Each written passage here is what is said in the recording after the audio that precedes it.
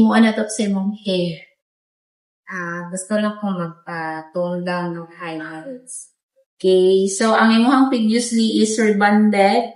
Unya na yung mga previous color. So, naka-inspo nga rin nagtatalanda. Okay. Na siya face framing na highlights, then ash tone. Manila. Okay. Brown na nato. Are you ready for your transformation? Ready? What's your name? Debra. Debra. Okay, let's go!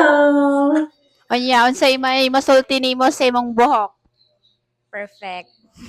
Nakuha na ko imong inspo. Kuha kayo.